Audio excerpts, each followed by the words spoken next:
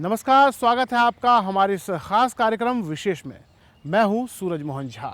आज हम कार्यक्रम में बात करेंगे कोरोना महामारी की वजह से पूरे विश्व सहित भारत जो बुरी तरह जकड़ा हुआ है और भारत में इस समय लॉकडाउन का तीसरा चरण चल रहा है। इस समय देश बंद है, लोग घरों में हैं और काम धंधे रुके हुए हैं। कुछ तीसरे लॉकडाउन में कुछ कामों को मंजूरी दी गई है और इस लॉकडाउन का असर दिखना शुरू भी हुआ है। अर्थव्यवस्था की रफ्तार थोड़ी धीमी हो गई है और प्रवासी मजदूरों ने अपने गांव की तरफ जाना शुरू कर दिया है।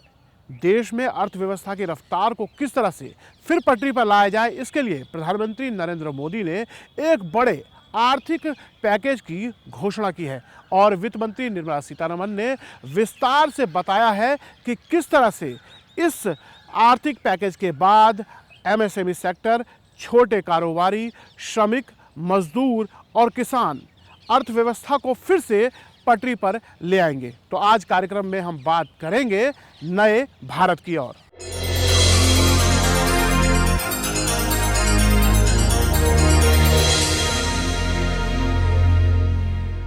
प्रधानमंत्री नरेंद्र मोदी द्वारा घोषित आर्थिक पैकेज के बाद देश में एक सकारात्मक माहौल है।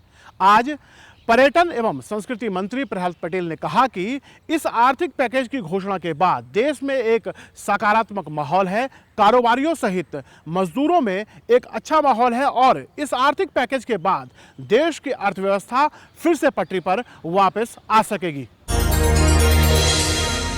ये कोरोना का ये चौथा चरण है। हम चौथे चरण में पूरी जिम्मेदारी के साथ प्रवेश कर रहे हैं, लेकिन ये सच है कि जो नुकसान हुआ है वो दुनिया के सामने है। लेकिन इस नुकसान में जो हमारी को जो आशाएं दिखती हैं, उन आशाओं की पूर्ति के लिए कोई ना कोई हमें कदम उठाने पड़ेंगे। सरकार ने वो कदम पहली बार उठाया और शुरुआत सरकार ने की है, लेकिन समाज को और अन्य वर्गों को भी उठाना पड़ेगा। लघु उद्योग हों, कुटीर उद्योग हों या मध्य मीडियम क्लास के जो हमारे यूनिट्स हैं, वो रोज़गार भी पैदा करती हैं, वो देश के विकास में भी योगदान करती हैं, वो विदेश में निर्यात भी करती हैं। इसलिए मजदूरों के लिए, मालिकों के लिए, देश के विकास के लिए जब आत्मनिर्भर भारत की बात होगी तो सबसे पहले हमें एमएसएमई को ही शक्ति देनी पड़ेगी, जो काम आज हुआ है। दूसरा है कि जो सर्विस क्लास है, अब वो तमाम जो गतिरोध इन 2 महीनों के रहे हैं, इन 2 महीनों में जो गति रुकी थी, अगर उसको रफ्तार देनी है तो कम बोझ अगर होगा तो लोग गति के साथ चल पाएंगे। और इसलिए आज चाहे लघु उद्योग हों, कुटीर उद्योग हों, उनको जिस प्रकार की राहत दी गई, उनको पूंजी की समस्या आएगी, पूंजी विस्तार की समस्या आएगी, क्योंकि फिजिकल जो डिस्टेंस है उसको मेंटेन करना पड़ेगा। तो रफ्तार शुरुआती तौर पर धीमी होगी, लेकिन वो रफ्तार गति के साथ आगे बढ़े और जो देश की और दुनिया की दोनों की ज़रूरतों को ध्यान में रखकर लघु और कुटीर उद्योग अपनी भागीदारी करे, ये तैयारी आज सरकार ने की है। और वो जो पैकेज दिए हैं, जो राहत दी है, वो वैज्ञानिक भी है, वित्तीय प्रबंधन का बेहतर नमूना साबित होगा। और हम जो संकल्पित हैं पूरी तरह से कि हम स्वाभिमानी भारत, स्वावलंबी भारत भी बनेगा, मुझे लगता है कि ये पहला कदम जो आज देश के सामने आया है, उसकी जितना भी अभिनंदन प्रधानमंत्री का किया जाए वो कम है। और मुझे लगता है ये दिशा बिल्कुल ठीक है। आगे भी जो सेक्टर्स होंगे हम हर दिन देखेंगे कि वित्त मंत्रालय अपने रोड मैप को भारत के सामने रखेगा और मुझे लगता है यही देश को ताकत देगा। कर्नाटक के उद्योग मंत्री जगदीश शेट्टार ने प्रधानमंत्री नरेंद्र मोदी द्वारा घोषित आर्थिक पैकेज की सराहना की। उन्होंने कहा, कोरोना महामारी की वजह से देश में जो स्थिति उत्पन्न हुई है और अर्थव्यवस्था जो अपनी पटरी से थोड़ी उतर चुकी है, उसके लिए इस आर्थिक पैकेज की बहुत ज़्यादा ज़रूरत थी। देश की अर्थव्यवस्था और ख़ासतौर से उनके गृह राज्य कर्नाटक को दोबारा से स्थापित करने के लिए और उसकी अर्थव्यवस्था को वापस पटरी पर लाने के लिए इस आर्थिक पैकेज की बहुत ज़्यादा ज़रूरत थी। Central government, union government itself become stand for the guarantee for this loan. This is very important, and I welcome this relief by the central government. And regarding even for up to 200 crores tender process is concerned, whatever the MSME participated in tender for supply of the goods and other things, there is no possibility of participation by the that is foreigners, and only the national level MSME people, they will participate in this tender. This is also very needed. And another important thing, whatever the payables, pending bills to the MSME from the central government, any departments, any other boards, that will be repayable within 45 days. That is also big relief. And another important thing, provident fund, that up to August, the entire bearing by the central government, even up to again another 3 months, again it will be the central government take the responsibility of payment of the PF fees also. केंद्रीय सूचना एवं प्रसारण मंत्री प्रकाश जावड़ेकर ने प्रधानमंत्री द्वारा घोषित आर्थिक पैकेज का स्वागत किया। उन्होंने कहा, यह आर्थिक पैकेज समाज के सभी वर्गों के लिए है। इसमें उद्योगपति हैं, छोटे कारोबारी हैं, कामकाजी लोग हैं, प्रवासी मजदूर हैं, किसान, श्रमिक सभी है। और इस आर्थिक पैकेज से अर्थव्यवस्था को एक मजबूती मिलेगी, देश एक नई दिशा की ओर जाएगा और भारत आत्मनिर्भर बनने की ओर अग्रसर होगा। प्रधानमंत्री नरेंद्र मोदी जी ने 20 लाख करोड़ रुपए का एक बड़ा आर्थिक पैकेज सभी क्षेत्रों के लिए तैयार किया है और उसमें आत्मनिर्भर भारत ये मुख्य मंत्र है। इस दिशा में आज जो 15 निर्णयों की घोषणा हुई है, उससे उसका अंदाजा मिलता है। सूक्ष्म, मध्यम एवं लघु उद्योगों को देश की अर्थव्यवस्था की एक महत्वपूर्ण कड़ी समझते हैं और है। रोजगार देने में उनका बहुत बड़ा योगदान है। उन उद्योगों के लिए 3,70,000 करोड़ की विभिन्न पैकेज दिए गए हैं और उससे ज्यादा उनकी परिभाषा में बदलाव किया है। अब सूक्ष्म के लिए 1 करोड़ तक का कैपिटल और 5 करोड़ तक का टर्नओवर, लघु के लिए 10 करोड़ तक का कैपिटल और 50 करोड़ तक का कारोबार, और मध्यम उद्योगों के लिए 20 करोड़ का लागत और 100 करोड़ का कारोबार यहां तक कर दिया। ये बहुत सालों से मांग पड़ी थी, ये आज पूरी हो गई है। ईपीएफ में जो सहूलत दी है वो आम आदमी के लिए जो 15,000 से कम कमाते हैं, उनके ईपीएफ में पहले ही सहूलत मिल रही है, वो 3 महीने और रहेगी और उसके साथ साथ बाकी भी सभी ईपीएफ के एम्प्लॉयज को 10%, अब 12% की जगह 10% देना पड़ेगा। उससे लगभग 7,000 करोड़ रुपए उनके हाथ में आएंगे। 75,000 करोड़ रुपए का एक तरह से एक स्पेशल लिक्विडिटी जो नॉन बैंकिंग फाइनेंस कॉरपोरेशंस है उनको दे रहे, ताकि ये सूक्ष्म, लघु एवं मध्यम उद्योगों को भी कर्जा उसी से मिलना आसान हो जाएगा।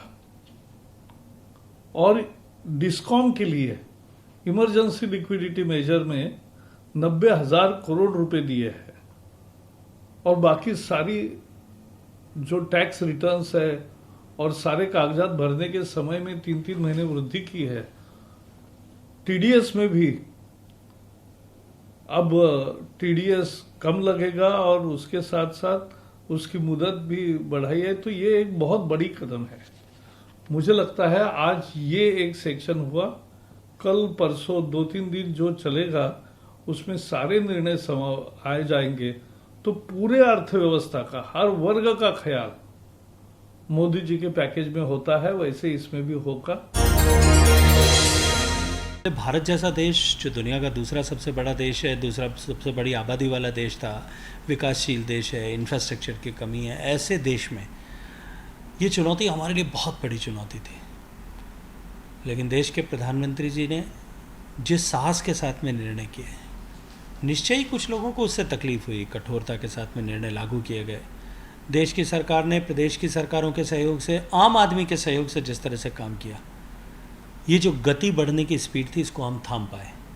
और इसके साथ में जो हमारा कंपटीशन था कि हम देश को तैयार करें, हम देश में इस लड़ाई से लंबे समय तक लड़ने के लिए अपने देश को तैयार कर सकें, उसमें हम बीमारी के बढ़ने की गति की अपेक्षा में बहुत तेज़ी से काम करके हम आगे बढ़ पाए।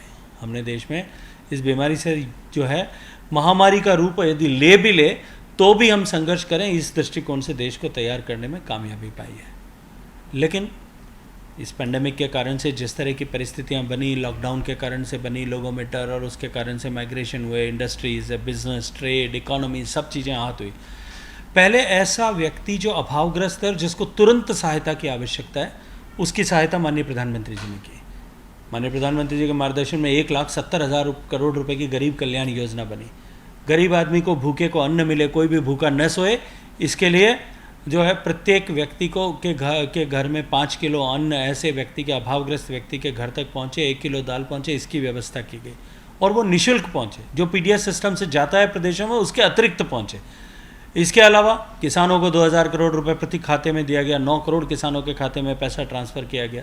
जनधन के माध्यम से 500 रुपये प्रत्येक महिला के खाते में, जो जनधन अकाउंट को लीड करती है ऐसी महिला के खाते में 3 महीने तक जमा कराए गए।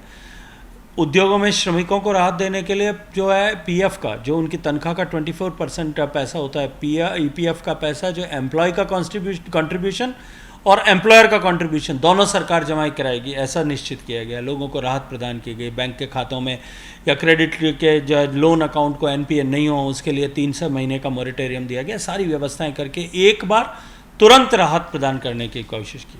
और उसके बाद में रिवर्स रेपो रेट को कम किया गया, सीआरआर को घटाया गया, ऐतिहासिक रूप से लो लेकर के उसको आए, और उससे ताकि बैंकों में लिक्विडिटी का इन्फ्यूज़न हो सके, बैंकों के पास में पैसा आ सके। सारे लघु उद्योग को सपोर्ट करने के लिए, एग्रीकल्चर को सपोर्ट करने के लिए नाबार्ड को, लघु उद्योग को सपोर्ट करने के लिए सिडबी को, हाउसिंग सेक्टर को सपोर्ट करने के लिए एनएचबी को एक पैकेज दे करके उनकी क्रेडिट इन्फ्यूज़ की गई। 50,000 करोड़ रुपए की भारत सरकार ने क्रेडिट इन्फ्यूज़ की, जो मल्टीप्लायर इफेक्ट होता है जिसका, जो 5 लाख करोड़ तक का जाकर के इम्पैक्ट क्रिएट करेगी।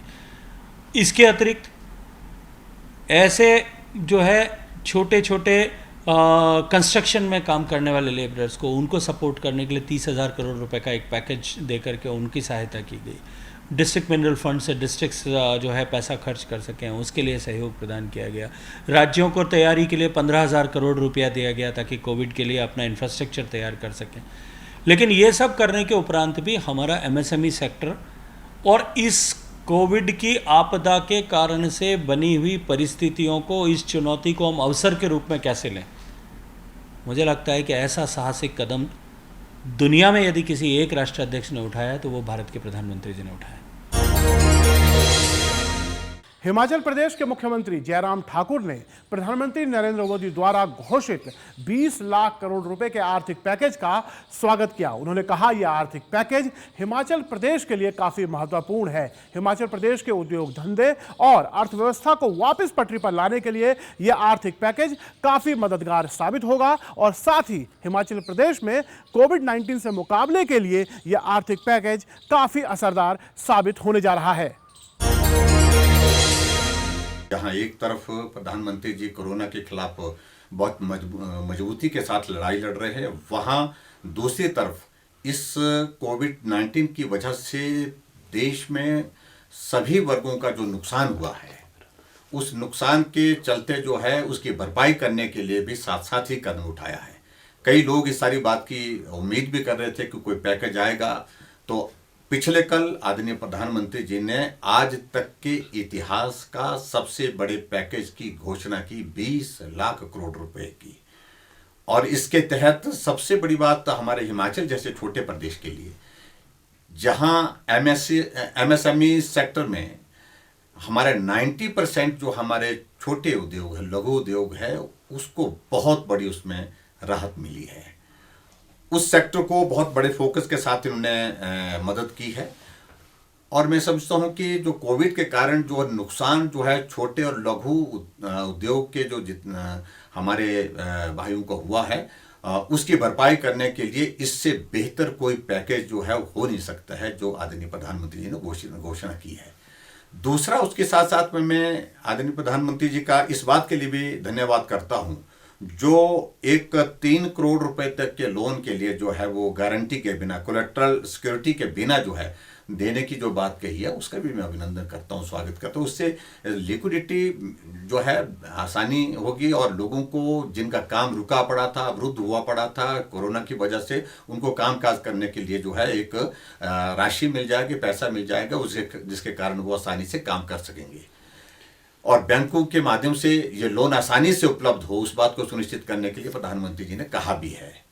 और तीसरी बात, सबसे बड़ी बात, जो टीडीएस पर जो टैक्स डिडक्शन एट सोर्स जो है, उसमें 25% की जो है वो कमी की है, उसमें राहत दी है। वो भी एक बहुत महत्वपूर्ण सेक्टर है जिसमें एक बहुत साइजेबल लोगों के लिए एक बहुत बड़ी जो मदद उसमें पूरे हिमाचल प्रदेश के लोगों को भी होगी, जहां पूरे देश भर में होगी, तो स्वाभाविक रूप से हिमाचल प्रदेश का बहुत बड़ा वर्ग इसमें कवर होता है।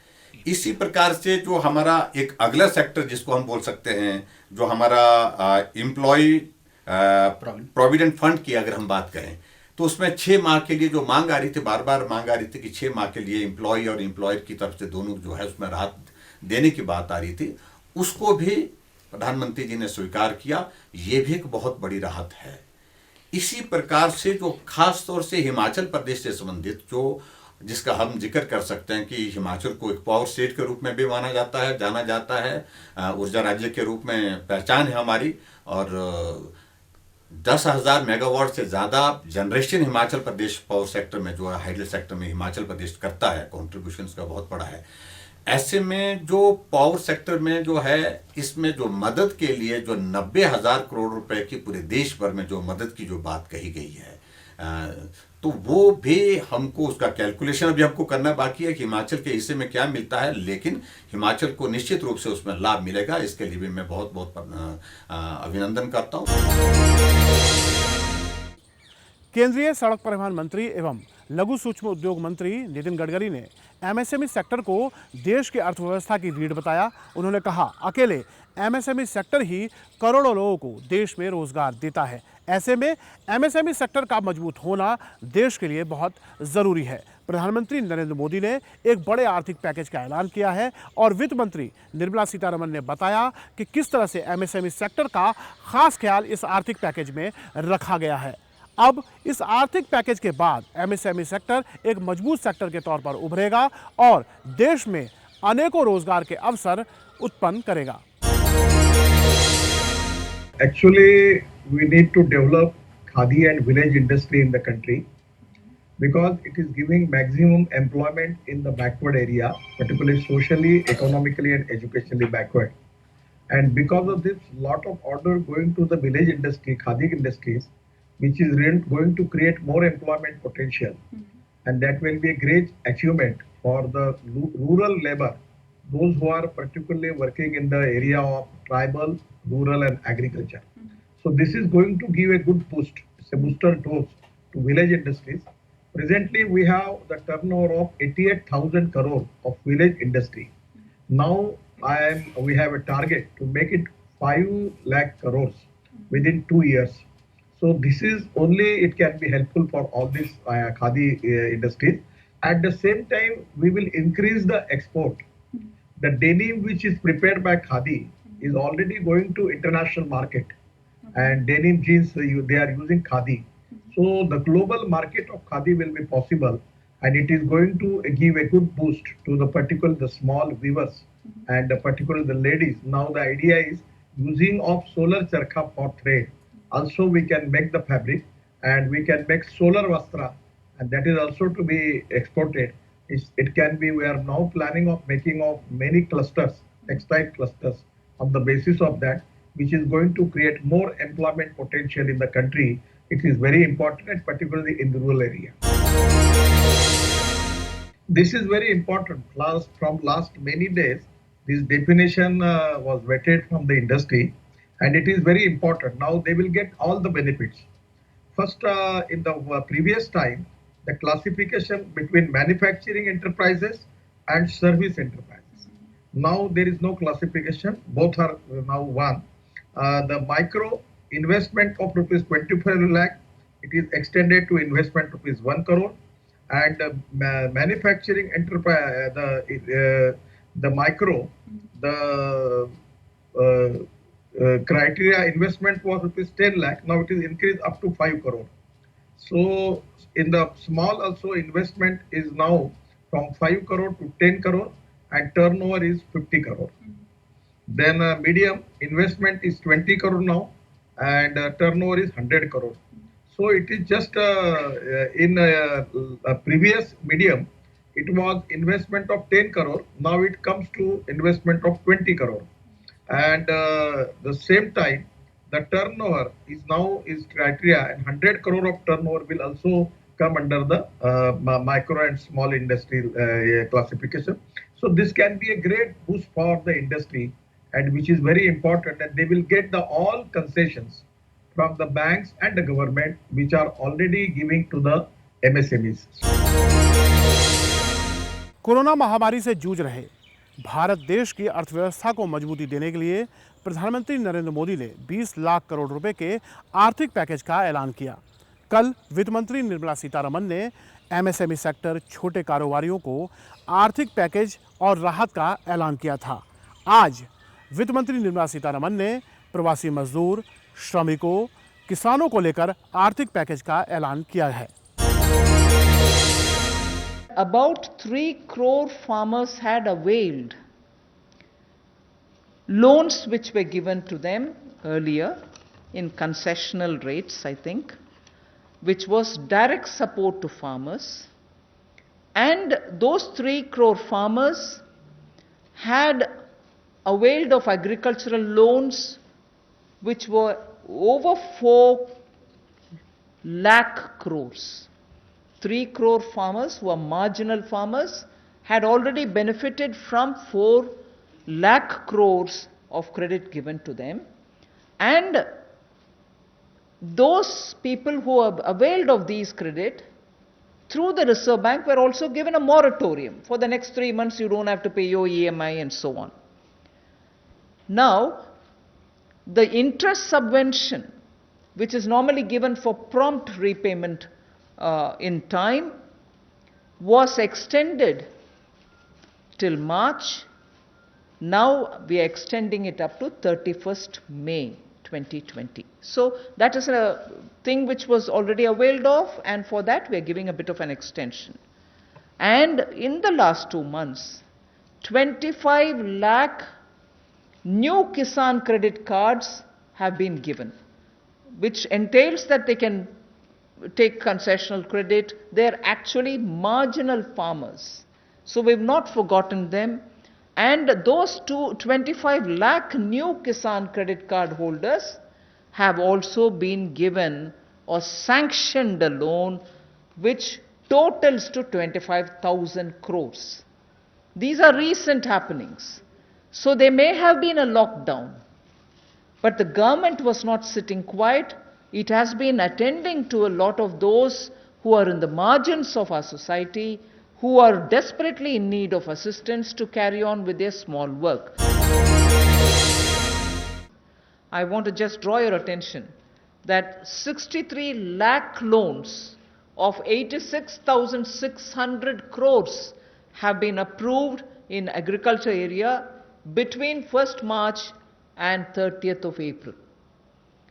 Again, refinancing of nearly 29,500 crores has been provided by the NABARD to all the cooperative banks and the regional rural banks so that they can have onward lending done.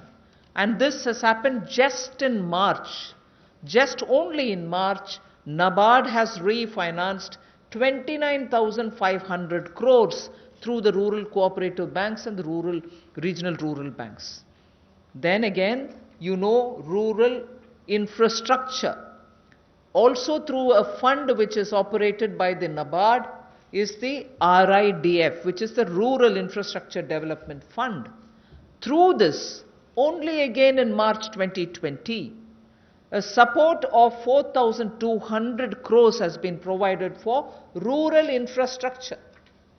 So rural areas and their infrastructure work is also being provided for in March alone to the extent of 4,200 crores, and that's happened during the COVID period. And finally, state governments do also get working capital assistance, and to the extent of 6,700 crores have been sanctioned for them to procure agricultural produce, which means they can take things from the farmer, they can provide things to the farmer, and when they procure agricultural produce, that money goes into the hands of the farmers themselves. And what is the amount there? 6,700 crore as working capital was sanctioned for state agencies to do the agricultural produce procurement. That again is money going into the hands of the people in the ground, particularly in the rural areas. Corona महामारी से पूरा विश्व परेशान है, भारत भी उससे अछूता नहीं है। खासतौर से अर्थव्यवस्था को एक बड़ी चोट लगी। कोरोना महामारी की वजह से भारत में लॉकडाउन का ये तीसरा चरण चल रहा है। इस दौरान दुकानें, कारोबार बंद रहे। तीसरे लॉकडाउन में कुछ छूट दी गई, कुछ दुकानों को खोलने की, कुछ कारोबार को करने की अनुमति दी गई।